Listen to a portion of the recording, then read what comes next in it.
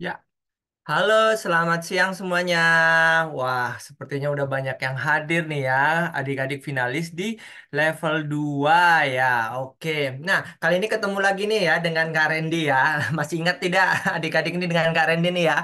Yang kemarin kita sudah banyak juga mensosialisasikan ya, gimana sih pengerjaan project di level 2, apa aja yang diperlukan untuk project di level 2 gitu ya. Nah, sekarang kita kan berdiskusi lagi nih ya, mencari ide-ide project yang menarik di level 2 ya, terkait dengan konservasi air ya, dan tentunya bagaimana cara kita beraksi ya, melakukan aksi di dalam project ini untuk menentukan diri kita beradaptasi terhadap dampak perubahan iklim, terutama terhadap bagaimana dampak keberlanjutan terhadap sumber air kita. Nah, dari saat ini kita perlu nih kita melestarikan air, bukan hal-hal yang bisa eh, me- mengkonversi ya, mengkonservasi dari eh, al- mengkonservasi dari ekosistem air dan juga konservasi dari ketersediaan air tentunya. Nah, di sini juga untuk itu di sini Kak Randy juga bersama tim OSK mendatangkan salah satu praktisi ya di dalam praktisi dalam kelestarian alam, yaitu dari Yayasan Kehati. Nah, di sini ada Kak Syarif dari Yayasan Kehati. Halo Kak Syarif. Halo Kak Randy, apa kabar? Ya, baik Kak Syarif. Apa kabar Kak Syarif? Nah, ya, Alhamdulillah baik. oke, nah nanti bersama Kak Sarif dan juga Kak Randy kita akan banyak diskusi nih tentang tentang ide-ide untuk mencari proyek tentang kelestarian air, dan nanti Kak Sarif akan memberikan cerita inspiratifnya yang sudah dilakukan oleh Kak Sarif bersama teman-teman di Kahati terkait dengan kelestarian alam dan juga konservasi air tentunya ya.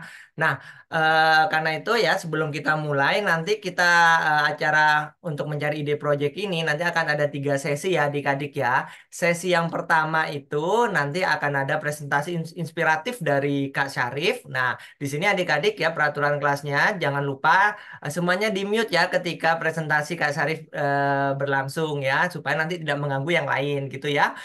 Kemudian setelah nanti presentasi kurang lebih ya 20 sampai 30 menit nanti kita akan ada diskusi dari beberapa topik-topik yang menarik ya dari presentasi Kak Syarif ya nanti tentunya ya. Kemudian nanti akan ada sesi terakhir, sesi tanya jawab. Nanti adik-adik bisa mengacungkan tangan, tanya jawab, atau pertanyaannya yang sudah diketikkan ya, diketikkan di kolom chat. Nah, nanti Kak Randy akan pilih juga nih yang pertanyaan menarik untuk bisa men-trigger ya, men-trigger, bisa memancing ide-ide kreatif dari adik-adik semua di sini tentang project di level 2 ini. Oke, nah kalau begitu langsung saja ya kita masuk ke acara pertama ya, yaitu ke presentasi inspiratif dari Kak Syarif. Oke Kak Syarif, silakan mungkin bisa disampaikan dulu ya pengalaman-pengalaman dari Kak Syarif sendiri dan juga teman-teman Kak Hati tentang pelestarian alam dan juga konservasi air tentunya. Ya, Terima kasih Kak Randy. Baik, saya akan share-sharein ya buat ya, adik-adik semua. Ya, siap baik. Kak. Hmm, hmm,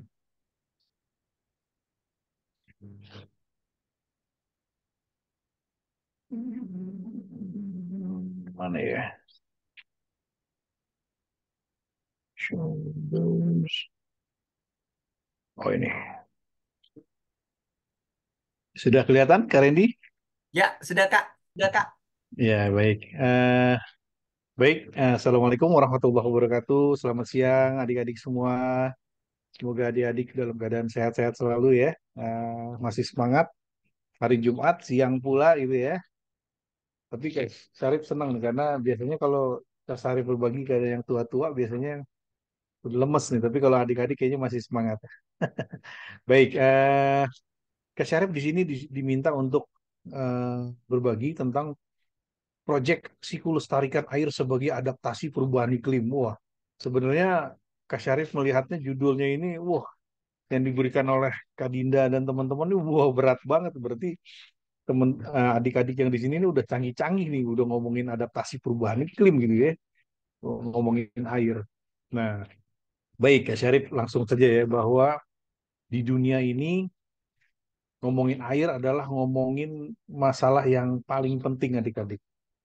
Adik-adik tahu kerajaan-kerajaan di seluruh dunia, dari kerajaan Mesir, ya ada kerajaan Firaun dulu ya terkenal ya, ya kerajaan-kerajaan besar Sriwijaya, kerajaan apa lagi pokoknya kerajaan-kerajaan besar di dunia itu, tahu nggak kebanyakan adik-adik posisinya di mana?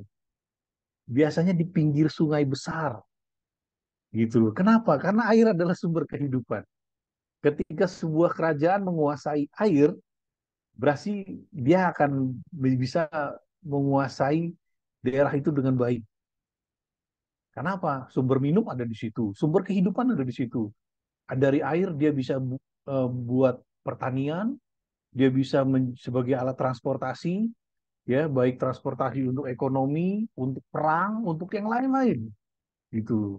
Nah, bahkan dari zaman dulu sampai sekarang, air itu bisa membuat suatu kerajaan, bisa membuat suatu negara berperang, bahkan gitu. Saking pentingnya air. Nah, tapi seiring waktu makin ke sini air semakin susah. Karena kenapa? Ya karena ulah kita semua gitu, ya. Nah, yuk kita bahas. Nah, adik-adik lihat ya bahwa mungkin kalau adik-adik lihat nih globe 70%, 71% bumi kita ini isinya air gitu. Namun yang menjadi masalah adalah hanya 1% air di bumi yang dapat dimanfaatkan gitu. Padahal air diperlukan oleh 7 miliar manusia. Ada nggak manusia kira-kira adik-adik yang nggak butuh air gitu? Wah, saya nggak perlu minum deh pokoknya. Yang penting saya makan pasir hidup gitu, nggak mungkin ya gitu. Jadi dibutuhkan. Nah, belum ngomongin tumbuhan, belum ngomongin satwa adik-adik. Semua makhluk hidup butuh air gitu. Nah, terus kalau ditanya lagi adik-adik, manfaat air apa? Pasti adik-adik ngomong, buat minum Kak. Ternyata manfaat air banyak banget yang kita nggak sadari. Satu ya buat minum. Ya, minum itu sumber energi, minum itu membuat tubuh kita akan apa namanya? Kembali kembali apa namanya? Sehat lagi karena kalau kita nggak minum kita akan kering gitu. Nah, terus bisa buat masak. Tanya sama sama bundanya di rumah, sama mama papanya, masak bisa nggak pakai air gitu. Ada yang bisa gitu ya, tapi kebanyakan pasti nggak bisa. Bikin sayur, bikin apapun pasti butuh air. Bikin tempe goreng aja kan dicelupin dulu di air buat dibumbuin gitu ya. Gitu adik-adik. Nah terus apa lagi? Bagi yang ibadah berwudu pakai air gitu. Nah, terus adik-adik bersih-bersih pakai air. Pertanian pakai air tuh kalau adik-adik lihat. Bahkan adik-adik kan butuh healing dong ya, butuh main-main sama temen gitu kan ya. Di theme park gitu kan, di water park pakai air adik-adik gitu ya kan, nggak mungkin adik-adik main perosotan di water park pakai pasir gitu kan. Ya gitu. Jadi pakai air semuanya dalam hidup ini pakai air, transportasi kapal pakai air. Nah lantas tuh pertanyaannya, kita butuh air nih kak gitu. Terus tapi gimana dong kalau airnya habis? Ya bisa, maksudnya dalam artian habis bukannya airnya nggak ada ya adik-adik, tapi air yang habis yang air yang habis itu adalah maksudnya adalah air yang bisa dimanfaatkan. Jadi nanti nih makin ke sini adik-adik airnya makin banyak. Tetap ada, jumlahnya juga banyak. Tapi yang menjadi masalah adalah yang bisa dipakai yang sedikit gitu. Jadi kalau adik-adik bilang, "Oh, banyak kok air." Bener, air laut banyak banget. Pertanyaannya bisa dipakai buat minum, bisa dipakai buat mandi, bisa dipakai buat pertanian, nggak bisa. Kenapa bisa terus makin berkurang air yang bisa dimanfaatkan? Satu, karena hutan nih, kakak lihatin gambarnya. Ditebangin. Padahal setiap tanaman itu, dia akan mengikat air. Rongga-rongga dia akan ada di situ airnya. gitu. Tumbuhan itu jasanya luar biasa. Ini terbangin. Ya airnya nggak diikat. Nah kalau air-air itu nggak diikat adik-adik, airnya kemana jadinya? Airnya lari dari tanah dan ke laut. Akhirnya air yang biasanya tawar, yang enak, airnya ke laut jadi asin, jadi nggak bisa dipakai. Gitu, gitu adik-adik. Nah terus kedua apa? Airnya bagus nih, seger dari sungai, dicemarin dari pabrik dibuangin. Adik-adik juga, kita juga sebenarnya ikut mencemari ya. Sampoan mencemari sebenarnya, sabunan mencemari, cuman memang masih skala kecil gitu. Nah, terus sampah-sampah mencemari, kalau bagi yang suka buang sampah sembarangan masih di sungai berarti ikut mencemari. Itu kan yang membuat jadi air semakin habis gitu. Itu ya adik-adik ya. Nah, terus apa lagi? Ya karena adanya pemanasan global gitu. Karena bumi semakin panas, polusi, adanya gas rumah kaca, ya bumi makin panas dan panasnya cahaya matahari itu bisa mengeringkan air adik-adik. Nah, yang terakhir nih adik-adik lihat gedung-gedung tinggi berkilau, cakep ya. Tapi apa? Semakin banyak gedung-gedung tinggi, semakin banyak aktivitas manusia, semakin banyak air yang diambil. Nah, air yang diambil dari tanah, kalau memang airnya benar-benar hanya diambil dari tanah, kamu bisa bayangin nggak, adik-adik semua? Air yang diambil nih dari gedung-gedung itu kan isinya ribuan manusia ya. Dia minum, dia cuci, apa namanya, dia ke toilet, dia mandi, dia bersihkan gedung itu pakai air semua. Nah, air tanahnya lama-lama habis, habis adik-adik. Kecuali gedung itu air-air yang dipakai itu di recycle lagi, yang kotornya dibersihkan lagi, dipakai lagi. Itu di negara maju biasanya sudah mulai terjadi seperti di Singapura, ya, di negara-negara Eropa juga sudah mulai. Di Cina pun sudah mulai gitu. Nah, Indonesia sepertinya menuju ke sana. Nah, makanya nih nanti adik-adik ya kalau jadi pemimpin, pokoknya nanti jadi gubernur atau jadi presiden, pokoknya nggak boleh ada gedung yang ngambil dari air tanah. Gitu. Ya, itu sangat membantu. Makanya lama-lama Jakarta nih adik-adik nih, posisinya nanti dia akan turun tanahnya. Dan lama-lama akan tenggelam. Karena kita ngambilin air tanah terus. Gitu ya adik-adik ya. Nah, pertanyaannya, waduh kalau kayak gitu serem dong Kak ya. Apa yang bisa kita lakukan gitu loh. Ini kan yang dititipkan oleh Kak Randy dan kakak-kakak semua, apa nih yang bisa kita lakukan nih supaya air tanah tetap ada, supaya adik-adik nanti ketika besar airnya nggak dihabisin nih sama sama orang-orang tua yang sudah tua, sama Kak Syarif, sama Kak Randy, masih tetap ada. Gimana caranya nih? Pertama adik-adik yang paling gampang tanam pohon gitu. Semakin pohonnya banyak, semakin air akan diikat. Terutama yang kayak Kak Syarif bilang di seri sebelumnya. Nah, banyak pohon-pohon yang dapat menyerap air dengan sangat baik. Satu bambu, umpama. Bambu itu, aduh, Masya Allah deh, bagus banget untuk nolong air. Di daerah Bali, kalian kan taunya Bali itu indah ya. Nggak semua daerah Bali itu indah hijau. Di Bali bagian utara masih banyak yang kekeringan.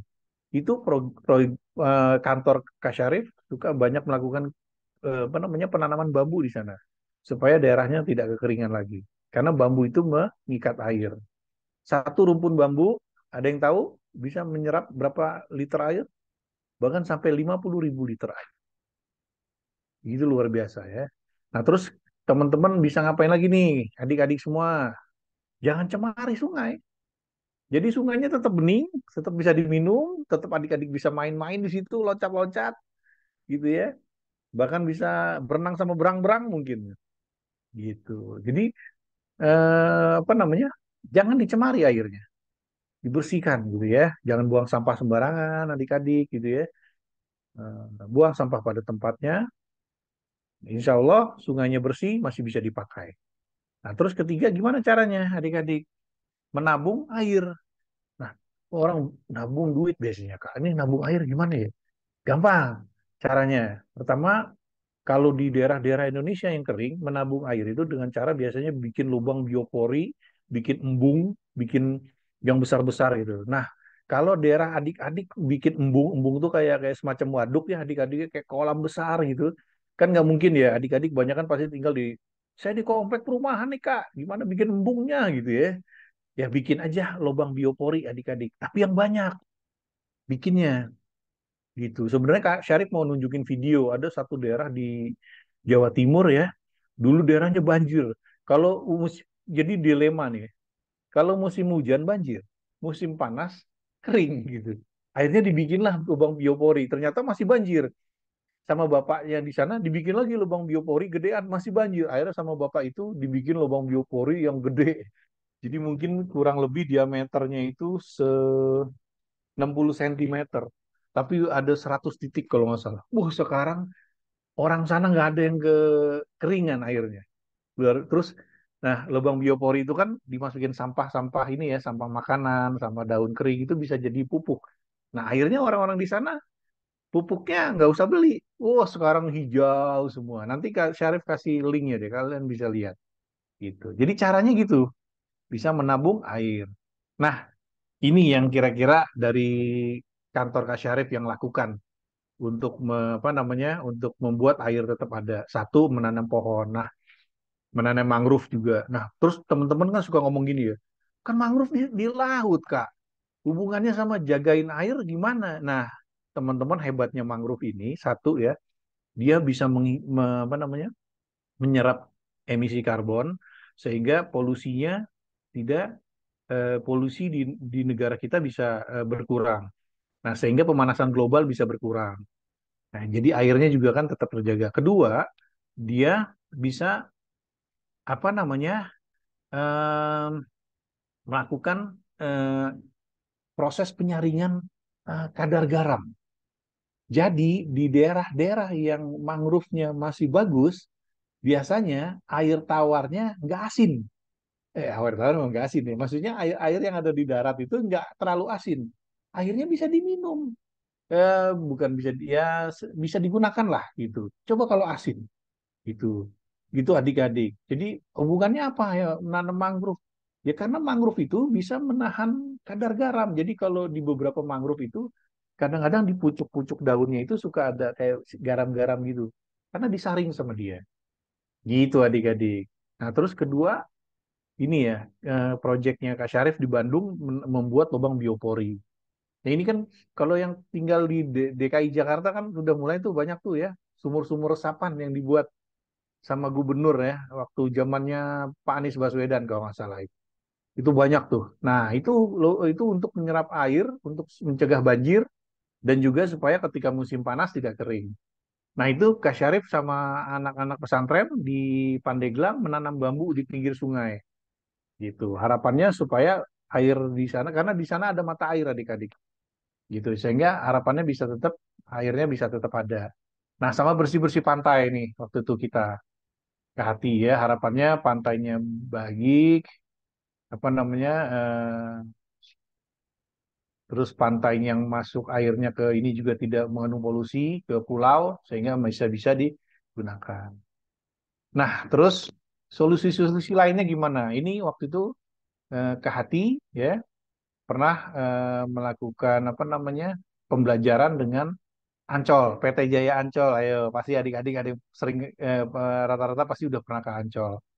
Nah, jadi ternyata kerang itu bisa berfungsi untuk konservasi air adik-adik.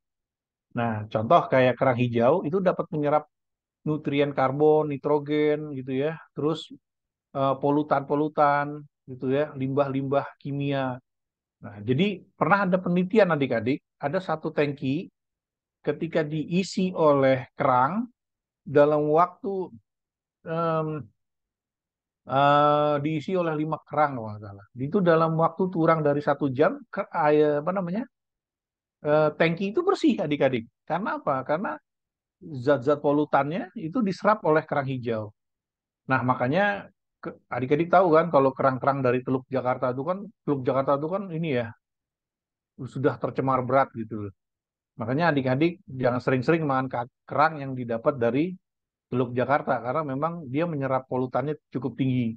Walaupun boleh sesekali gitu ya, karena kerang itu sumber protein yang tinggi adik-adik.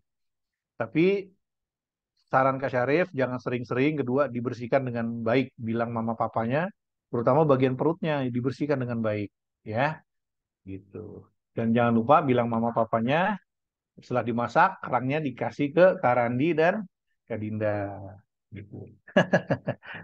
Nah, terus, nah ini satu lagi, ya, mungkin di sekolah nanti coba sarankan ke Bapak Ibu guru atau ke orang tua di rumah, mungkin bisa menggunakan alarm penggunaan air. Mama nanti dihitung gitu ya sama sekolah sama Bapak Ibu guru, kira-kira untuk hemat air enaknya berapa berapa tangki yang harus dihemat gitu ya supaya airnya bisa tetap ada di sekolah. Wah, disepakati ya untuk sejumlah siswa sekian ratus siswa, guru ternyata cukup untuk 4 tangki. Suka nggak suka harus segitu. Karena kita harus membiasakan hidup hemat air. Nah, ketika satu tangkinya habis, dia akan bunyi ting, tuh berarti masih ada 3 tangki lagi. Ayo, jangan boros-boros ya, gitu. Ting. Nah, ketika yang tangki keempat bunyi ting, kenceng ah, stop kerannya, gitu. Apa namanya? Harus dibiasakan belajar gitu ya seperti itu. Nah, maksudnya tangki-tangki ini dibuat alarmnya untuk sifatnya apa namanya? Memang untuk eh, pemakaian yang tidak terlalu penting. Ini sebenarnya bisa sangat diatur gitu ya. Wudhu berapa segala macam gitu ya. Ini bisa kok gitu loh dilakukan karena harapannya ketika tangki apa namanya alarm ini berbunyi, teman-teman sudah melakukan beberapa kegiatan aktivitas ini sudah berhasil dilakukan dan akhirnya tujuan dari penggunaan penggunaan alarm penggunaan air ini adalah merubah habit sebenarnya gitu. Jadi tujuan utamanya adalah itu gitu. Gitu. Nanti bisa didiskusikan gitu ya berapa kebutuhan yang dirasa perlu dan segala macam. Teknisnya ada nanti bisa untuk lebih lanjut. Nah, salah satu ini yang mensupport adalah ini adik-adik gitu ya umpama diukur karena gini, eh, ketika adik-adik berwudu, ayo siapa yang wudu kalau buka keran ngocor kenceng-kenceng, udah kayak mau perang air.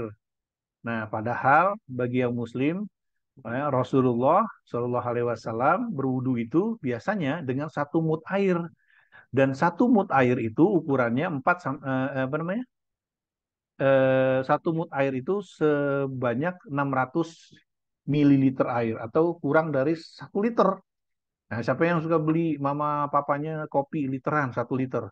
Nah, Rasul itu cuma butuh setengahnya dari botol itu lebih sedikit. Gitu.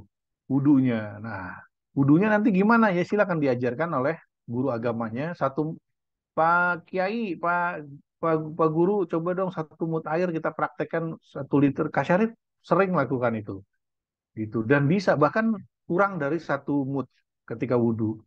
Ya wudhu itu nggak harus tiga ya, kupingnya 3 kali, kaki 3 kali nggak harus. Sekali-sekali sebenarnya cukup dan sah.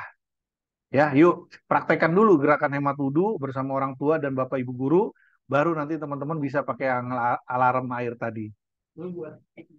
Nah, terus ini contoh lagi ya, kan orang suka pakai seneng tuh kalau suka pakai air kenceng-kenceng gitu ya.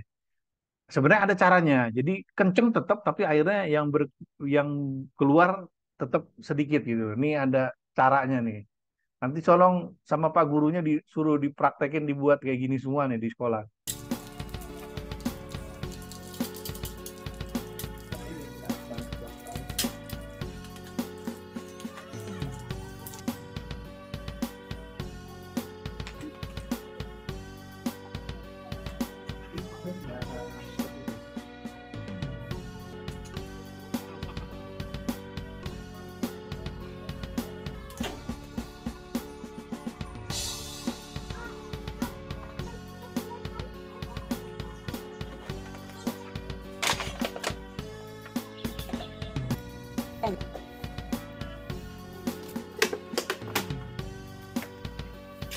Tuh, jadi kenceng kan? Ya gitu ya adik-adik ya. Gitu. Jadi jadi kalau yang airnya buakanya kenceng-kenceng kan nyiprat kemana-mana tuh ya. Nanti kan jadi kapok kan. Gitu. Nah, ini juga sebenarnya ini nanti silakan didiskusikan oleh apa namanya guru gitu ya. Jadi di beberapa sekolah ada yang sudah mulai pakai tuh. Jadi dari apa namanya dari sinknya ya dari wastafel itu bisa dimasukin ke tangki. Nah setelah itu bisa menjadi apa namanya untuk ngeflash gitu loh. Tapi nanti bisa didiskusikan tekniknya gimana supaya kalian juga nggak geli ya, maksudnya apakah yang dipakai untuk apa namanya ke wastafel hanya untuk yang sifatnya cuci apa gitu. Pokoknya gitulah. Nanti ataukah disaring dulu atau segala macam gitu lah, nggak langsung ke nggak langsung ke tangki apa namanya toilet itu sebenarnya teknis. Ini beberapa sudah melakukan ini untuk menghemat apa namanya penggunaan air. Nah ini sedikit ya buat menggugah adik-adik potret-potret dari kekeringan air di potret-potret tentang air lah. Nah, salah satunya kekeringan air di Afrika. Bayangin adik-adik tuh, ngantri ibu-ibunya, terus bahkan hewan ternak tuh sampai mati kering adik. Kayak gitu. Tuh, ya kan ada teman-temannya yang ngambil air sampai di kubangan. Gitu ya. Kita harus berempati sama mereka gitu ya. Ini potret keindahan air. Tuh, ini di Indonesia semua adik-adik. Luar biasa ya Indonesia tuh. Di Afrika begitu kekurangan, di Indonesia begitu melimpah. Kalau kita nggak jagain, ini juga suatu saat akan habis. Nah, ini sedikit apa namanya? Sebenarnya video dari PUPR bagus juga, tapi sepertinya ya Ini nonton lah sebentar. tentang sebuah harapan yang separuhnya mengalir menyusuri tubuh kita. Percikannya membangkitkan asa, menyejukkan raga, membawa kita hanyut dalam angan-angan. Ia tebar banyak kebaikan, tak setetes pun membawa bencana. Andai kita bertanggung jawab mengelolanya. Ia adalah air, perhiasan paling berharga di dunia. Darinya kita hidup, merajut angan, membangun masa depan, mengelola air, menjaga kehidupan. Selamat Hari Air Dunia. Terima kasih adik-adik Kak Randy. Silakan di follow @bwkehati. Nah, ini yang dikelola oleh Kak Syarif untuk anak-anak muda gitu ya. Semoga eh, bisa mengambil manfaat dari apa yang disampaikan oleh Kak Syarif. Terima kasih atas perhatian adik-adik. Kak Syarif kembalikan ke Kak Randy. Terima Oke. kasih. Oke. Terima kasih Kak Sari. Ya. Ya, jangan lupa ya, adik-adik semuanya bisa dicek-cek ya di Instagram BW Kehati ya. Tentunya di situ juga banyak inspirasi lainnya mungkin yang bisa teman-teman pelajari. Nah, kita mungkin masuk di diskusi ya. Ada beberapa hal yang menarik nih mungkin Kak Sarif untuk didiskusikan. Yang pertama ya, ini menarik juga nih tentang mangrove nih ya. Mangrove bisa menyaring kadar garam gitu ya mungkin ya Kak Sarif ya. Nah, mungkin nih kalau di proyeknya Kak Sarif, kalau anak-anak bisa untuk memeriksa kadar garam mungkin ya, mungkin ini bagi yang anak-anak di daerah-daerah pesisir gitu ya, mungkin di daerah pesisir gitu ya, mungkin bisa juga meneliti gitu ya, melihat di sana apakah bermasalah tidak dengan habitat daerah-daerah atau lingkungan di sekitar pantainya ya butuh mangrove atau tidak gitu ya, dengan melihat kadar garam di tempat sekitarnya. Mungkin dari pengalaman Kak Sarif bagaimana ya selain mungkin dirasa gitu ya. Kalau dirasakan oh mungkin air saya di rumah saya ini agak agak asin nih gitu kan terkadang.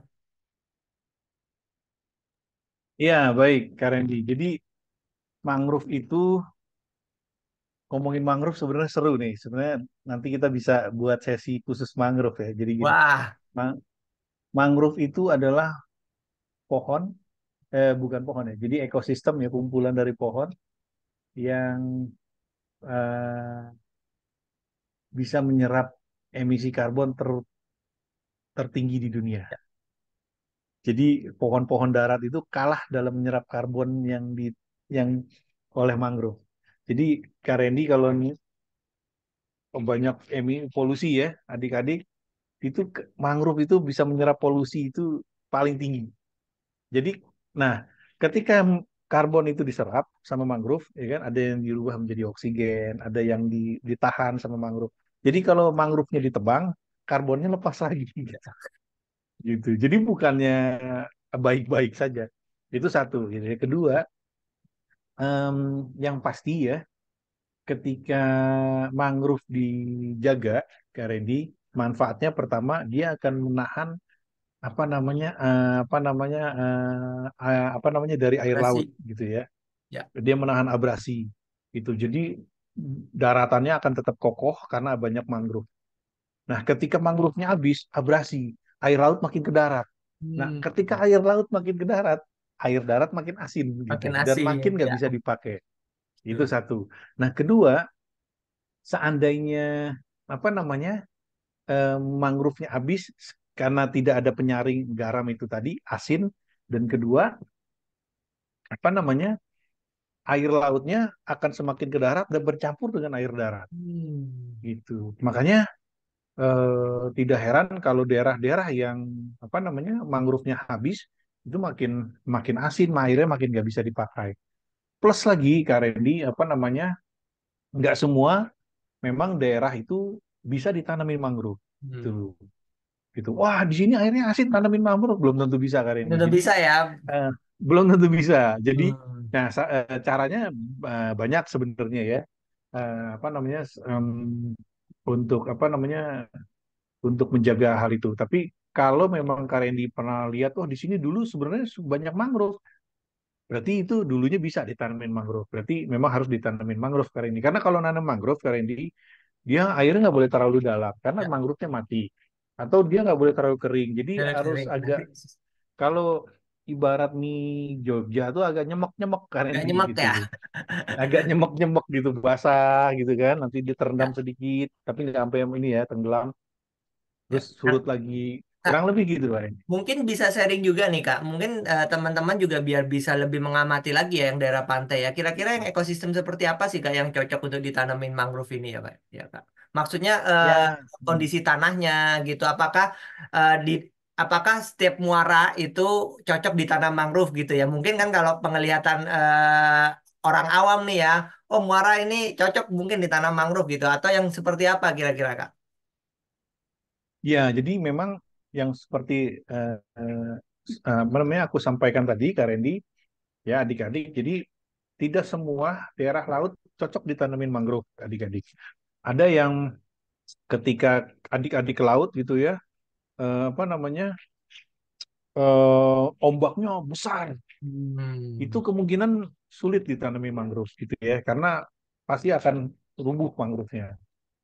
Terus kedua, langsung ketika ke laut, adik-adik lihat laut-lautnya langsung dalam, itu juga nggak bisa ditanami mangrove.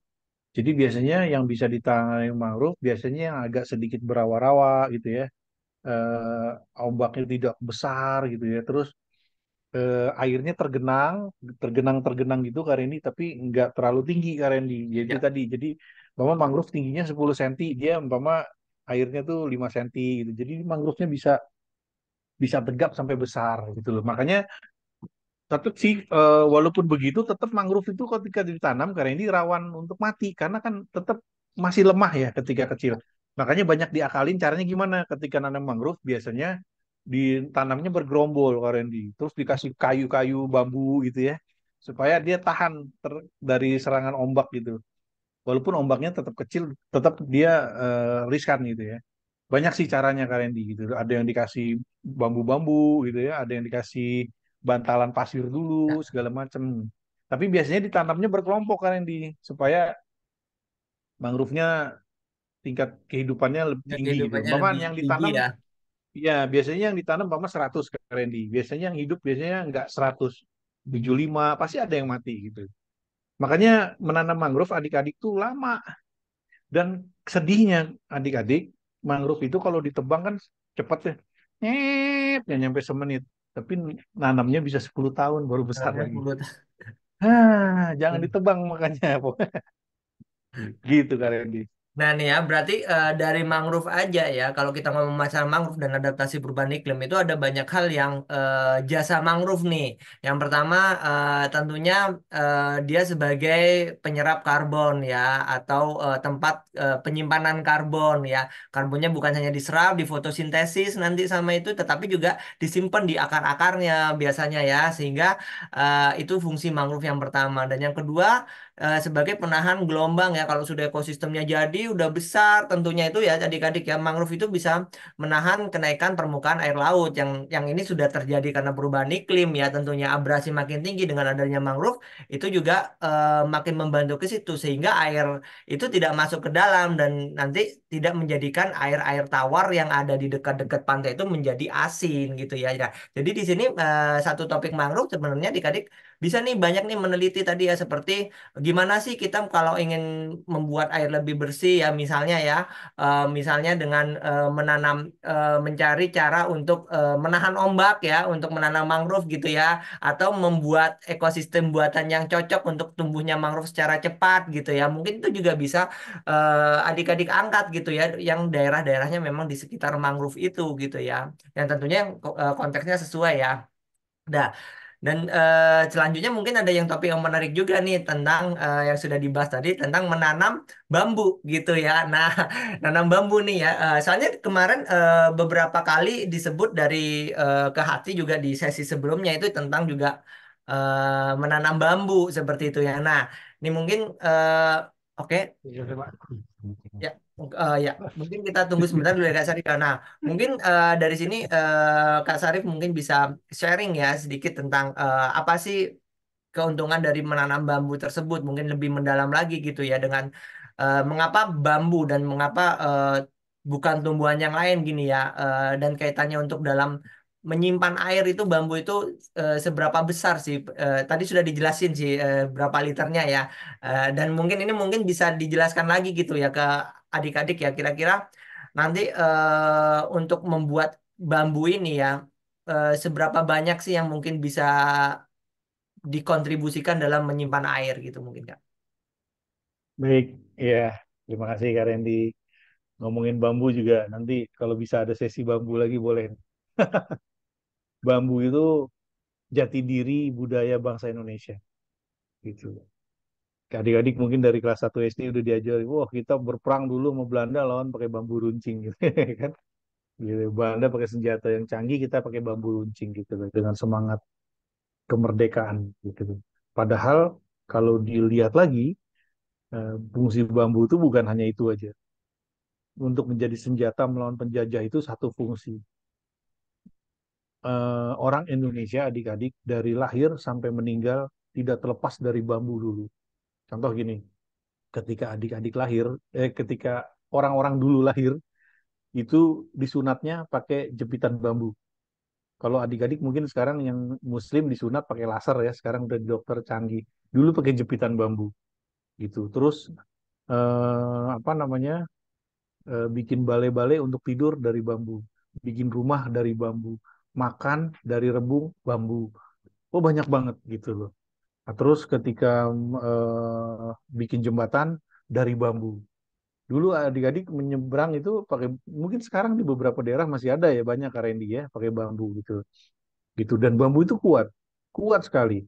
Nah, terus sampai kalau orang meninggal dulu kan kalau bagi yang muslim ya, mungkin kan ditandu gitu ya. Kan sekarang kan udah pakai besi, dulu dari bambu. Jadi dari orang Indonesia dari lahir sampai meninggal bambu itu sangat diperlukan. Itu terutama bambu-bambu yang berada di eh, apa namanya? Kalau di Indonesia banyak tuh bambu di daerah Jawa Barat terutama itu banyak gitu ya. Daerah-daerah penghasil bambu Purwakarta, Bandung yang lain-lain gitu ya. Nah, Saung Mang Ejo yang di Bandung ya, kalau teman-teman ke sana tuh keren banget. Bisa jadi alat musik dan lain-lain gitu.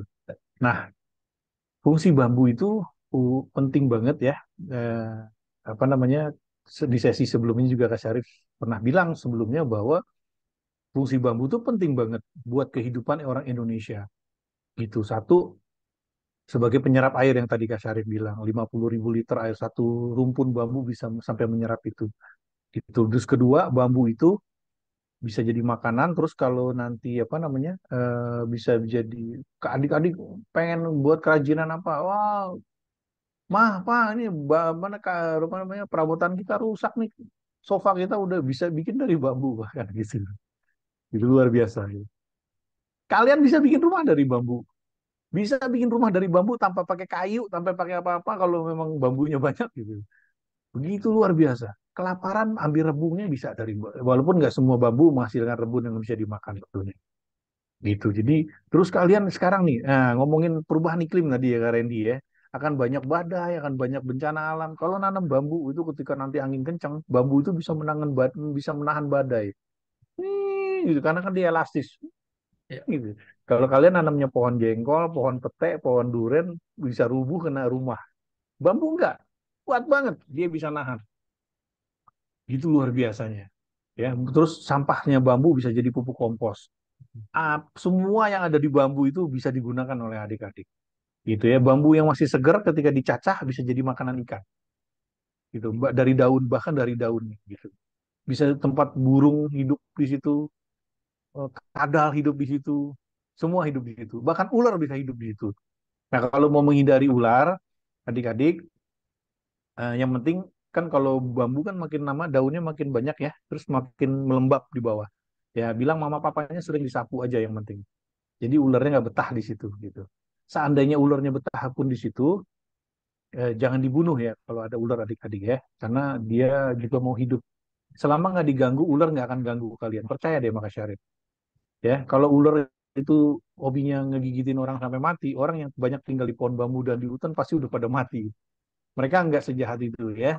Jadi kalau ada ular diusir aja gitu. Jadi aman insya Allah adik-adik. Nah, fungsinya kurang lebih itu Kak Randy. Jadi bambu ini ruas-ruasnya itu ketika dia musim hujan dia akan menyerap air sama Hmm. jadi dari tanah rongga-rongga akar sampai atas menyerap air. Dan ketika musim kering air ini akan dikeluarkan gitu Hmm. pelan-pelan. Jadi dia ngikat. Kenapa kalau menanam bambu, kenapa cadangan air bisa bagus di rumah? Nah, Bagus ya itulah kak ya. gitu Kak Randy kurang Ya. lebih. Jadi karena yang pertama memang karena dari strukturnya bambunya sendiri ya, dari rongga-rongganya itu yang bisa menyerap Ya. air lebih banyak daripada tanaman lainnya mungkin ya. Dan juga yang juga perlu diperhatikan juga bambu juga bisa menjadi salah satu tanaman rumahan untuk menghadapi adaptasi perubahan iklim ya, untuk menahan Betul banget. angin gitu ya. Dan juga Betul. tadi saya juga membaca ya, bambu sendiri ini salah satu tanaman yang juga menyerap karbonnya tinggi gitu ya Oh dari iya, salah beberapa satu tanaman yang tertinggi. lainnya karena ya Betul. nah, penyerapan karbonnya tinggi karena dia batangnya juga bisa menyerap karbon ternyata gitu ya. Ada bagian-bagian Betul. klorofil yang terdapat di batang loh, adik-adik ya. Adik-adik kan sudah belajar nih tentang klorofil ya. Ternyata di bagian batang bambu itu juga bisa melakukan fotosintesis gitu ya, di mana nanti itu disimpan menjadi rebung yang nanti adik-adik makan gitu ya. Hasil fotosintesisnya kan kalau bambu kan mungkin jadi rebung, ya jadi jadi bambunya sendiri, jadi batang yang nanti bisa digunakan gitu ya. Banyak sekali gitu ya. Jadi mungkin dari situ juga adik-adik bisa berpikir nih, wah ada ide lagi nih ya. Kalau ada masalah ini juga mungkinkah dengan pelestarian bambu dan sebagainya gitu ya bisa bisa digali nih ide-idenya ya. Mungkin bisa meneliti nih daerah yang bambunya masih bagus, airnya bagaimana atau yang daerah yang kering, tandus, airnya seperti apa gitu ya. Sehingga dari penelitian itu adik-adik juga bisa nih ya menarik kesimpulan bahwa apa sih dampak dari bambu ini terhadap kelestarian air tentunya gitu. Nah tentunya ini ada lagi Kak yang perlu didiskusikan dari pertanyaan adik-adik nih. Menarik sekali nih ya. Ada satu yang bertanya tentang di sawit ya katanya ya ini. Nah Kak Syarif mau tanya bagaimana melestarikan air di daerah rawa lebak dan daerah perkebunan kelapa sawit. Nah, ini menarik sekali ya karena memang kita tahu sendiri ya kalau perkebunan kelapa sawit ini kan sudah mengurangi biodiversity, hutannya sudah digantikan yang mungkin nanti tadi sudah disinggung juga ya fungsi hutan dan sebagainya. Nah, mungkin nih Kak Syarif ini bagaimana Kak nih Kak? Kita mungkin bisa dari pertanyaannya nih Kak. Iya. Iya memang pohon sawit itu salah satu yang menyerap air paling banyak ya gitu. Makanya biasanya kalau satu lahan dirubah kan dulu banyak nih di Indonesia ya. di yang dulu hutan ya, hutannya banyak jenisnya, ada harimau, ada apa namanya, ada monyet, ada kera di situ, ada macam-macam lah, ada burung-burung, terus dirubah menjadi lahan sawit. Nah sekarang apa namanya, cuma cuma jadi satu jenis pohon gitu.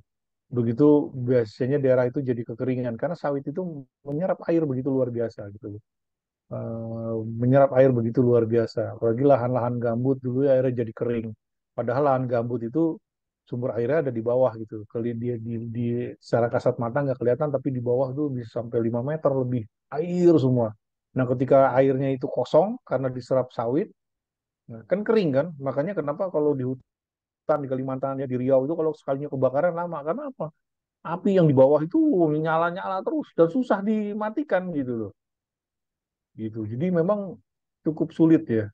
Nah, caranya adalah gimana ya? Mungkin caranya adalah adik-adik bisa, ya itu tadi yang Kak Syarif bilang ya, bagi daerah-daerah yang udah terlanjur kering karena sawit segala macam, coba deh adik-adik ya ngobrol sama mama papanya, sama ibu gurunya, bikin nabung air itu tadi, Menabung gitu. air. Nabung air, mana lahan-lahan yang bisa kira-kira dibuat lubang biopori yang besar gitu ya, sehingga airnya terus masuk ke dalam tanahnya lagi.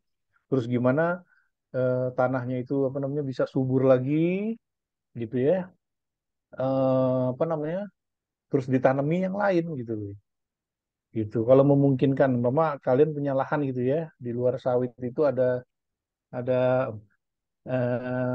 kalian bisa nanam pohon yang lain gitu. Nah, ke hati dulu ya, kantor Kasyarif berusaha akhirnya mengembalikan itu gitu loh. Ada beberapa yang sudah ditanamin pohon sawit, kita dekati petaninya untuk menanam jenis yang lain gitu. Nah, salah satunya kan kalau di Sumatera itu bahkan kita suruh nanam pohon terambesi, terus jengkol, bahkan jengkol gitu kan bisa dipanen dan dijual gitu. Gitu. Jadi ya gitu, saran Kak Sarif gitu, apa namanya, ajak mama papanya untuk menabung air gitu. Jadi adik-adik juga bisa yang di daerah yang kering gitu ya, bisa melakukan proyek untuk bagaimana menabung air yang efektif mungkin ya, sesuai dengan daerahnya ya, misalnya di sawit gitu ya. Dan juga tadi juga sempat disinggung ya, bagaimana gambut kita itu sudah banyak dihabisi oleh sawit gitu ya, dan diserap gitu ya. Padahal kalau adik-adik tahu nih ya, satulah 1 kilo satu kilo 1 kilo tanah gambut itu bisa menyerap 3 kilo air gitu, atau 3 kali berat tubuhnya gitu ya. Jadi kalau adik-adik bayangin, kalau lahan gambutnya satu lapangan sepak bola, airnya itu 3 kali lapangan sepak bola gitu ya. Jadi memang kalau gambut itu memang air semua di bawah gitu ya. Jadi apa pas begitu diganti sawit kering, habis kena kebakar. Kalau gambut kering itu kebakar kayak kayak daun-daun kering gitu ya, kayak daerah daun kering, sehingga kalau kebakar itu akan cepat dan sampai ke bawah tanahnya kebakar gitu adik-adik ya. Nah, itu hal yang perlu kita lestarikan ya, apalagi kalau adik-adik di sini ada yang di sini kebetulan mungkin ada yang di daerah-daerah Sumatera juga gitu, adik-adik yang lolos gitu dari Kalimantan juga, yang daerah-daerah itu dekat dengan gambut gitu ya. Itu bisa melakukan banyak sebenarnya pelestarian air ya, yang bisa diteliti gitu ya.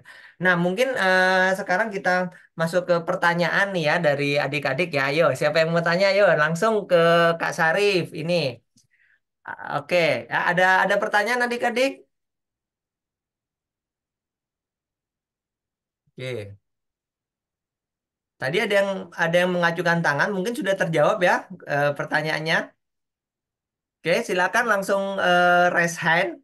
Oke, nah sambil menunggu pertanyaan, mungkin satu satu lagi yang mungkin bisa di-sharingkan itu tentang tadi ya, sudah disinggung juga tentang menabung air ya, dengan beberapa inovasi yang menarik tuh Kak Sarif ya. Mungkin ada pengalaman lain gitu Kak, yang dari proyeknya gitu setelah dilakukan mau berwudu, berwudu misalnya kemarin sempat di-mention di SD apa tadi Kak yang berwudu itu, berwudu, berwudu, hemat air.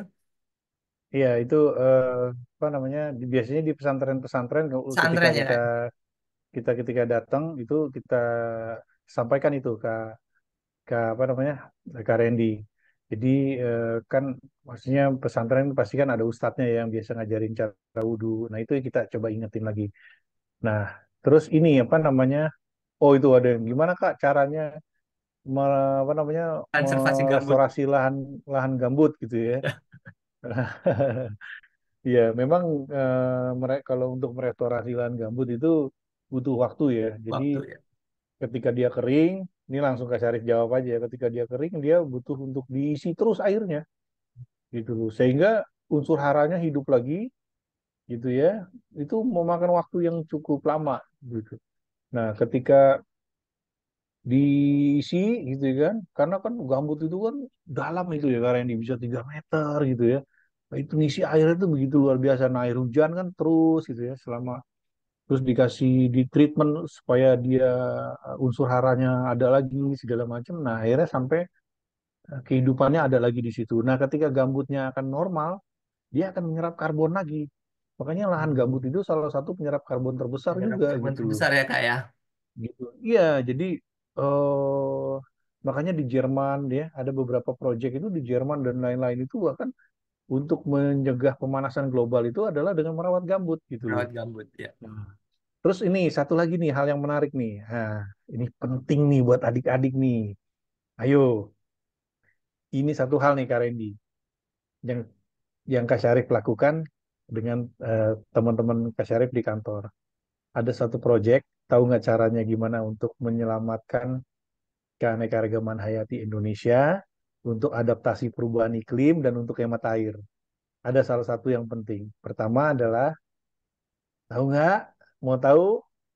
Coba teman-teman kurangi makan nasi, ganti sama singkong, ganti Betul, sama betul, betul. umbi-umbian, ya Ya, kayak ubi, singkong, gandum apa namanya, sorghum. sorghum.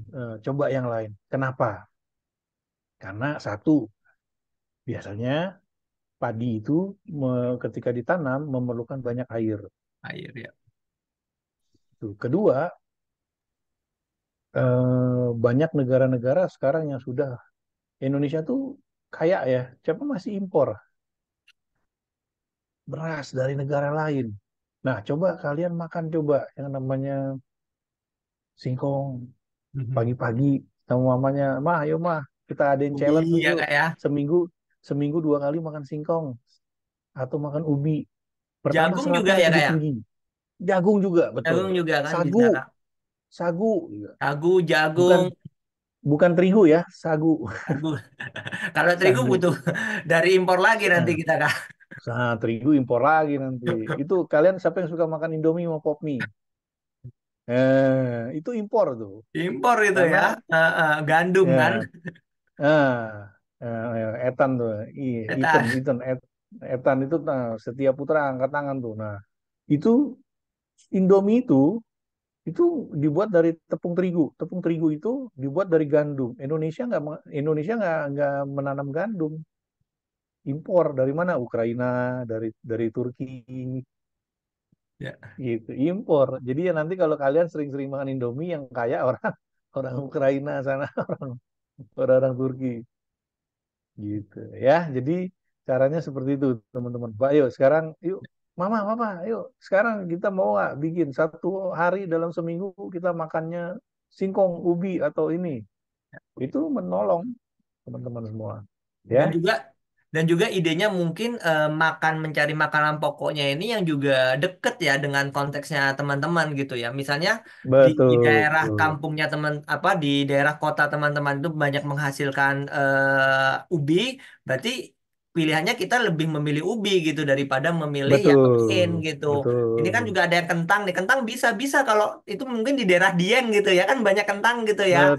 Nah, itu betul. mungkin bisa tuh Ya, menggantikan tuh yang daerah-daerah menggantikan dingin ya, karbohidratnya ya, begitu. betul, Oke. gitu. Nah, mungkin kita sudah memasuki jam 3 kurang 5 nih ya Kak ya. Oke. Nah, Nah, kita sudah di penghujung acara. Sebenarnya adik-adik sayang sekali ya. Di sini juga ada banyak pertanyaan nih. Kalau deterjen mau disaring bagaimana?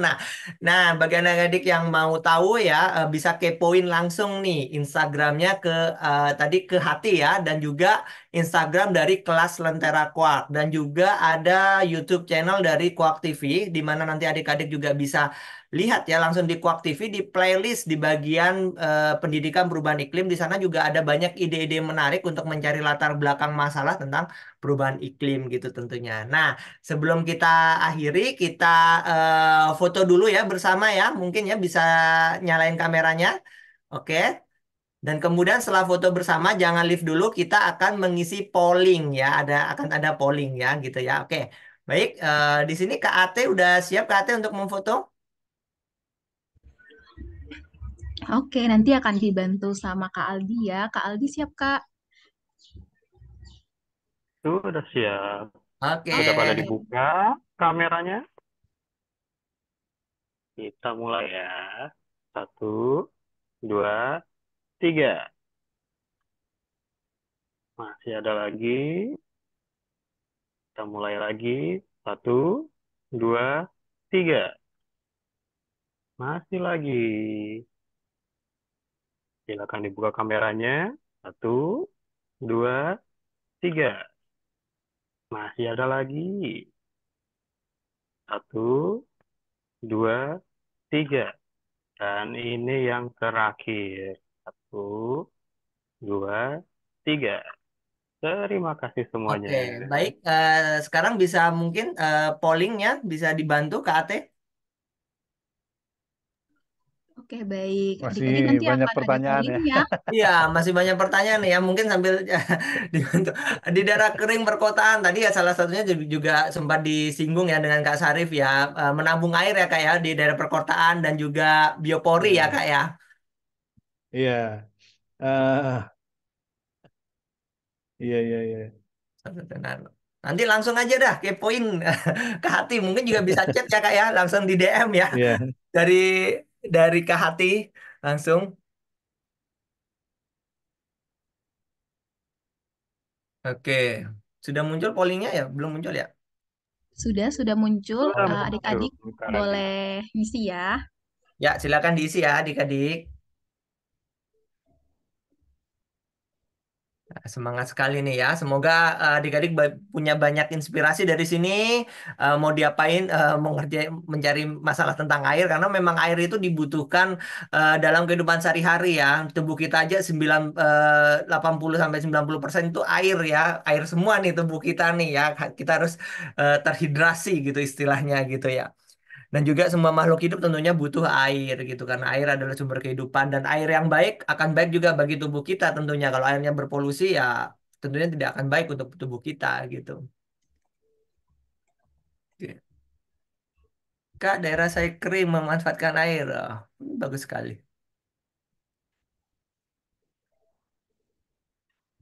Sering banjir, bagaimana memanfaatkan air? Wah, kalau sering banjir ini berarti daerahnya sering banjir, tapi juga sering kering gitu ya. Nah, berarti ini eh, perlu tadi ya disampaikan juga dengan Kak Syarif di situ bisa menabung air gitu ya. Banyak hal cara-cara untuk menabung air gitu ya. Oke, sambil mengisi ya.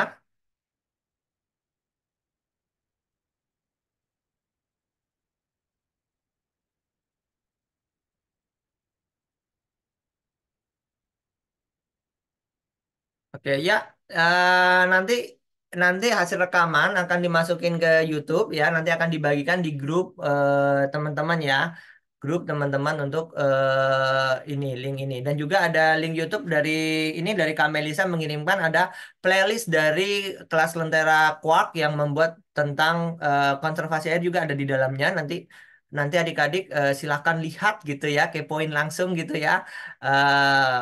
Kepoin langsung isinya untuk mencari nih latar belakang nih ya udah bisa menulis gitu ya. Baik, ini udah selesai Kak. Pollingnya bisa ditutup ya? Belum. Oh belum. Sia belum ya Sia. Sudah, Kak. Sudah? Oke. Sudah. Oke. Kak Ate, bagaimana pollingnya? Udah banyak terisi? Sudah 60%. Udah, Mas Randy. Oke, baik. Terima kasih kalau begitu adik-adik yang sudah datang di acara berbagi di project di level 2 di siang hari dan tetap semangat dan semoga projectnya sukses semua dan ingat ya proyek ini bukan berhasil atau tidak berhasil, tetapi yang kami harapkan apa aksi dari adik-adik semua untuk bumi ini. Karena aksi kecil tapi dilakukan bersama akan berarti besar untuk bumi. Sampai berjumpa lagi, jangan lupa kita tetap berani 3B. Berani apa? Belajar, bereksplorasi, dan beraksi ya. Yuk sama-sama ya. Yuk, kita tutup dengan kita mengucapkan berani apa? Berani 3B. Berani apa? Belajar, bereksplorasi, dan beraksi. Dadah semuanya, sampai bertemu lagi. Dah, terima kasih Terima kasih Kak adik-adik. Syarif, dadah. Dah, Kak Randy.